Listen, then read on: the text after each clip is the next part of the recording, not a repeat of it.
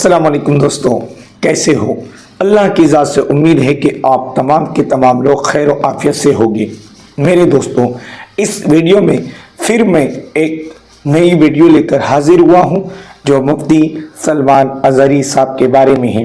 अल्हम्दुलिल्लाह, एक शेरनी जैसी आवाज़ वाली बहन ने मुफ्ती साहब के बारे में बरजस्ता बेधड़क, कोई खौफ खतर बिगड़ डरे हुए कितने प्यारे अंदाज में मुफ्ती साहब के बारे में कहा है।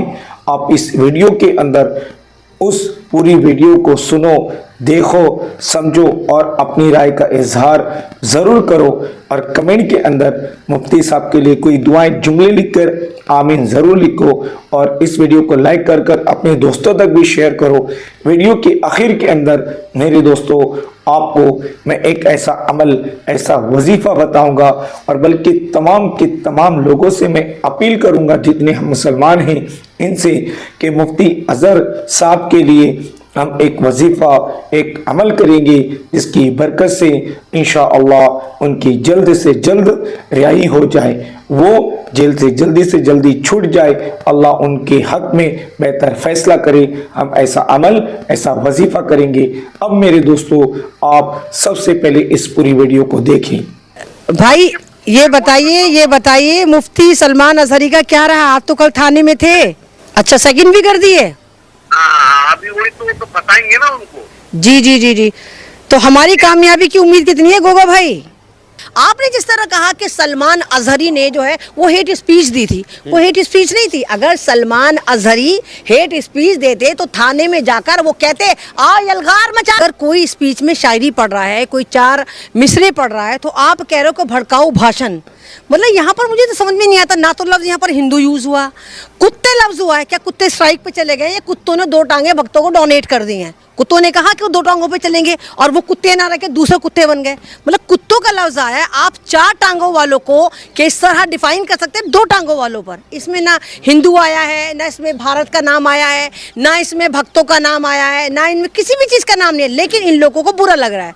यही होता है जब कोई इनकलाब आने वाला होता है ना, तो इनकलाब आने के लिए सबसे जो अच्छा मेथड होता है वो शायरी माना जाता है कि मुख्तसर लफ्ज़ों में आप अपनी पूरी लाइफ को एक्सपोज कर देते हो, पूरी लाइफ को तमाम लोगों के सामने स्प्रेड कर देते हो, फैला देते हो। जहां मुफ्ती अज़हर ने ये वाली शायरी करी, ये कोई ऐसा तो नहीं किसी इंटरव्यू में कर रहे थे, कोई प्रेस कॉन्फ्रेंस थी, वो तो एक स्पीच चल रही थी, एक सभा चल रही थी, बड़ी हज़ारों की तादाद में वहाँ पर लोग थे। लेकिन प्रॉब्लम होनी बनती है। आप ये देखिए, जहाँ पर डंका पति का डंका बज रहा हो, जहाँ पर डंका पति के डंका बजने के बाद उनकी सभाओं में कोई आता ना हो, किस तरह वोटों की लूट खसोट करी जा रही है। आपने पंजाब में देखा किस तरह मेयर के इलेक्शन में बेईमानी हुई। वहाँ पर अगर शायरी करके आप लोगों के दिल में जगह बनाने की कोशिश करते हैं तो प्रॉब्लम होगी। और ये भी है, एक मिसाल ये भी है कि जब आपको सर्दी लगती है, आप कपकपाते तो आप सुकड़ना शुरू हो जाते हैं, और जो लोग सुकड़ते हैं, श्रिंक होते हैं, वो सुकड़ते बौने हो जाते हैं। और बौने जो होते हैं वो किसी भी इनकलाब को उड़ाने के लिए काफ़ी होते हैं। हवा का एक झोंका आता है, एक इनकलाब आता है, इनकलाबियों की हवा आती है, रैली आती है और ये बौने उड़ जाते हैं। सेम उसी कंडीशन पर इस वक्त भारत के वो भक्त खड़े हैं। लेकिन सुरेश चौहान के ने कहा कि गाली मुझे दी है। नहीं, तो वो जो सुरेश चौहान के होता कौन है, मुझे ये बताओ, ये नफरती गेंडा होता कौन है? ये जो एक नफरती गेंडा है जो लगातार आतंकवाद को प्रमोट करता है, मतलब हिंदू हृदय सम्राट है। नहीं, आप हिंदुओं को नहीं जगाते, वो आतंकवादियों को जगाते हैं, वो देश का माहौल खराब करते हैं, वो तलवारें लहराते हैं, मुसलमानों को मारने की, काटने की बात करते हैं। उस जाहिल को, बेवक्त की पैदाइश को हर जगह जिहाद नजर आता है। अगर जामिया के स्टूडेंट टॉप कर लेते हैं तो जामिया जिहाद हो जाता है। अलीगढ़ के स्टूडेंट अगर कोई मूवमेंट करते हैं तो वहाँ पर एक दूसरा वाला जिहाद हो जाता है। मुसलमान अगर नमाज पढ़ते हैं तो नमाज का जिहाद बना दे। इसको तो जिहाद लफ्ज़ इतनी मोहब्बत है, यही कहिए कि इसका पूरा चैनल जो जिहाद पे ही टिका हुआ है। और लेकिन इस जाहिल को, बेवक्त की पैदाइश को ये नहीं पता कि जिहाद का मतलब होता है लगातार संघर्ष करना, स्ट्रगल करना। तो इसकी बात का तो, और गधे की लात का तो आप यकीन मत करिए, इसको तो मैं एक पत्रकार भी नहीं मानती। ये एक ऐसा विरोधी चैनल है जिसके खिलाफ भारत के उन लोगों को जो भारत से मोहब्बत करते हैं, इसके चैनल पर और इस पर FIR लॉन्च होनी चाहिए कि ये एक ऐसा आतंकी चैनल है जो लगातार देश का माहौल खराब करता है। सुरेश चौहान के जैसे ही लोगों का जो है नतीजा है, उन्होंने आवाज उठाया था कि इन्होंने जो है पूरे धर्म को जो है अपमान किया है, उसकी वजह से उनकी गिरफ्तारी हुई है। क्या आपको ऐसा लगता नहीं है? नहीं, देखिए ये आपने कहा ना भगवा गेंडा, इनको धर्म के बारे में कुछ नहीं पता। अगर आप इस भगवा गेंडे का इतिहास जाकर देखें तो ये अपने ऑफिस में काम करने वाले एक लड़की के साथ लगातार गलत काम कर रहा था, और जब उस लड़की ने थाने में जाकर इस पे एफआईआर कराई और जब ये उठा तो उसने माफिया मांगी। एक हिंदू हृदय सम्राट जो खुद महिला का सम्मान नहीं करता, उसके साथ गलत काम करता है, उसका बलात्कार करता है और फिर धर्म का ठेकेदार बन जाता है। आपने जिस तरह कहा कि सलमान अजहरी ने जो है वो हेट स्पीच दी थी, वो हेट स्पीच नहीं थी। अगर सलमान अजहरी हेट स्पीच देते तो थाने में जाकर वो कहते आओ यलगार मचा दो, आओ, जितने उनके चाहने वाले थाने के बाहर थे वो कहते हैं फूंक डालो थाने को। क्या उन्होंने ऐसे बोला?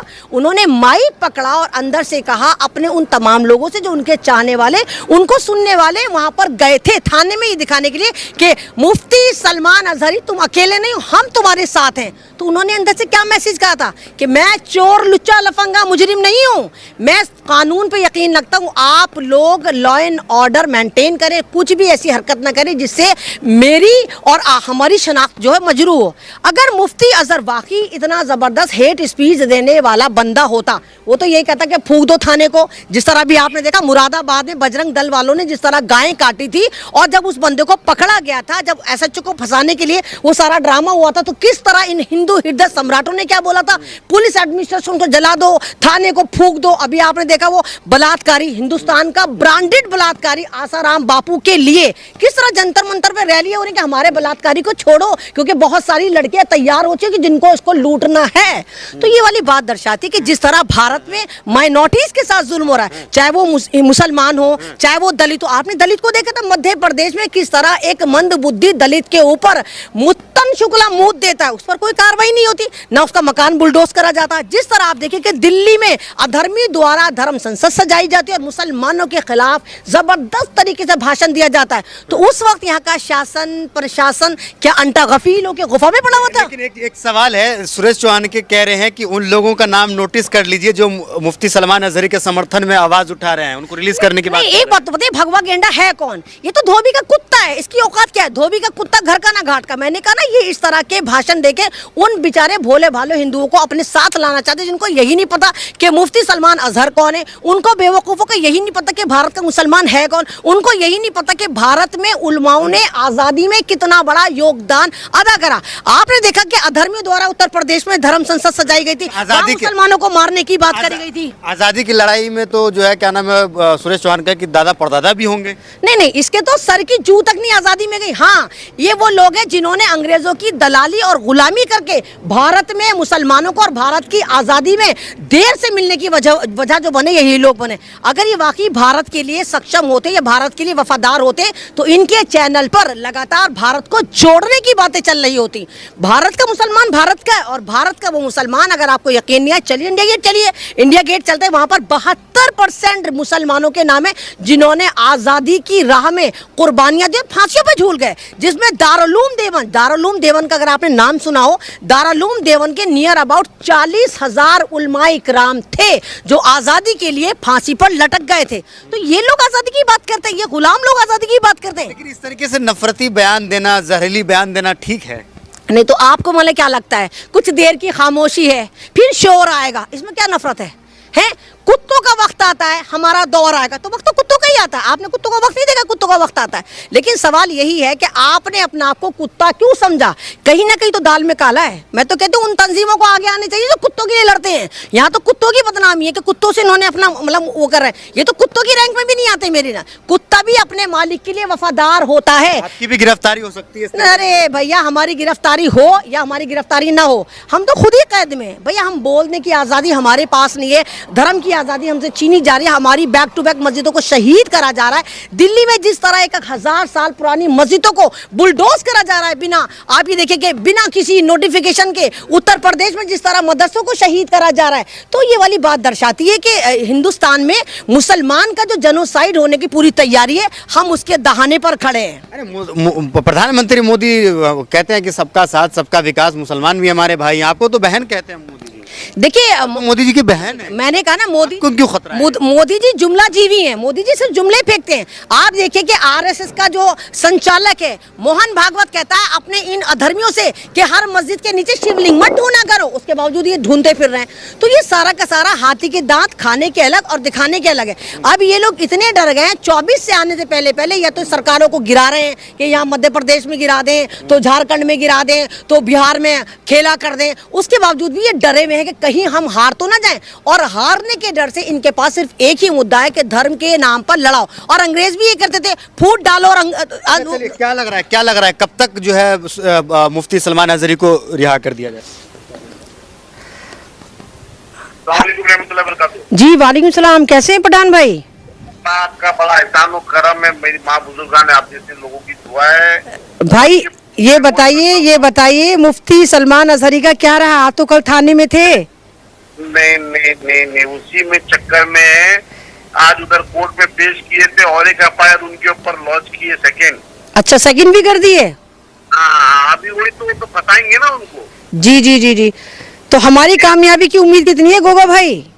देखिए, कामयाबी की उम्मीद तो अल्लाह से, अल्लाह के साथ पूरा भरोसा है।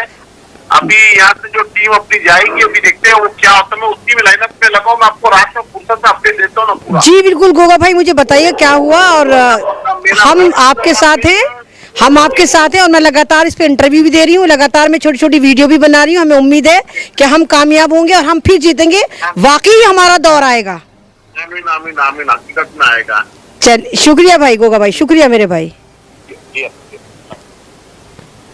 क्या कहा उन्होंने? ये गोगा खान पठान थे जो पुरानी फिल्मों में आपने देखा होगा, मोस्टली फिल्मों में विलन का रोल प्ले करते थे और ज्यादातर ये मिथुन की बहन को लेकर भागते थे। तो ये भी इसमें प्रोसेस में लगे हुए, थाने वगैरह में लगे हुए। कल भी पूरे दिन ये थाने में रहे और अभी भी ये कह रहे हैं कि एक और फर्जी एफआईआर लॉन्च कर दी है मुफ्ती सलमान अजहरी के ऊपर और कोर्ट में पेश भी करा गया। लेकिन ये भी कह रहे हैं कि हमें अल्लाह पे यकीन है और अल्लाह ताला हमारी मदद करेगा और मुफ्ती सलमान अजहरी भी बिल्कुल इसी तरह बाइज्जत बरी होकर बाहर आएंगे जैसे मौलाना कलीम सिद्दीकी साहब बाहर आए थे। अच्छा, ये बताइए कि दूसरा एफआईआर क्यों किया गया इनके ऊपर? देखिए, फंसाने के लिए तो जाहिर सी बात है, आप जितनी ज्यादा एफआईआर करेंगे और जितनी ज्यादा आप एक्ट लगाएंगे तो क्योंकि स्टेप बाय स्टेप होता है। अगर आपने एक एफआईआर करके 4 दफाएं लगाई तो 4 केस आपने रजिस्टर कर दिए, तो पहले आपको एक केस से बरी होंगे, फिर दूसरे केस से बरी होंगे।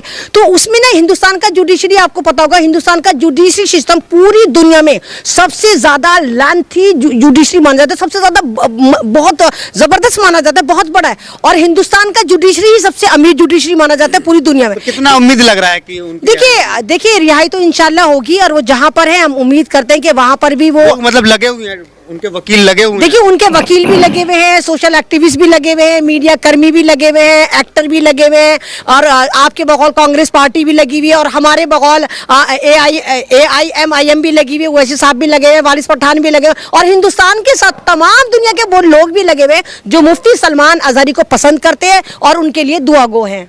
लग रहा है जल्दी रिहाई मिल जाएगी इंशाल्लाह, बहुत जल्दी रिहाई होगी, बहुत जल्दी रिहा होगी। और ये जो कैद है ना, ये एक तरह का इम्तिहान है। नहीं, ताला टूटेगा और अपना भी दौर आएगा। दोस्तों, अब आपने पूरी वीडियो को सुना। इस वीडियो का क्रेडिट मैं डेली हिंद चैनल को देता हूं क्योंकि जो विजुअल में आपने वीडियो सुनी ये उनके चैनल की है। मैंने बताने के लिए, दिखाने के लिए उनकी इस वीडियो को अपने चैनल पर चलाया हूं। अब मेरे दोस्तों, हम मुफ्ती सलमान अजहरी साहब और उनके जैसे तमाम लोगों के लिए एक दुआ, एक वजीफ़ा करेंगे कि उनके हक में जल्दी राय के फैसले हो। सबसे पहले हर घर के अंदर सूरह यासीन का निसाब बनाकर सूरह यासीन पढ़े और अल्लाह ताला से दुआ मांगे। और फिर मैं हर एक अलग अलग यानी इनफरादी तौर पर हर एक उम्मत मुस्लिमा के फ़र्द से अपील करता हूँ, दरख्वास्त करता हूँ कि अपने सीने पर हाथ रखकर अव्वल में 3 मरतबा दुरूद शरीफ, आखिर में 3 मरतबा दुरूद शरीफ और 41 मरतबा ला इलाहा इल्ला अंता सुब्हानका इन्नी कुन्तु मिनज़ ज़ालिमीन पढ़कर फिर अल्लाह ताला से उनकी रिहाई के लिए, पूरी उम्मत मुस्लिमा के लिए, पूरी इंसानियत के लिए, बल्कि हर हिंदू, मुस्लिम, सिख, ईसाई आपस में भाई भाई इनके लिए दुआ मांगे कि अल्लाह ताला हर किसी को खैर आफियत से रखें। मेरे दोस्तों, मैं एक इंटरनेशनल ह्यूमन राइट पर्सन होने की हैसियत से तमाम ही लोगों से अपील करता हूँ, नौजवानों से, कि कोई ऐसा गलत कदम जज्बात में मत उठाना जिसकी वजह से मुफ्ती साहब को और कोई तकलीफ़ों का सामना करना पड़े या फिर आप कोई कानून के दायरे में, कानून के शिकंजे में आ जाए। अपना और अपने परिवार का ख्याल रखें, नमाजों की पाबंदी के साथ, क्योंकि सबसे ज़्यादा खैर करने वाली ज़ात अल्लाह की है, क्योंकि कुरान की आयत भी है, वह मकरू मकर अल्लाह वल्लाहु खैरुल माकिरीन। कोई कितना भी मक्र कर ले, अल्लाह से ज़्यादा खैर करने वाली ज़ात किसी की नहीं है। मिलते मेरे दोस्तों एक नई वीडियो के साथ। अस्सलामु अलैकुम व रहमतुल्लाहि व बरकातहू।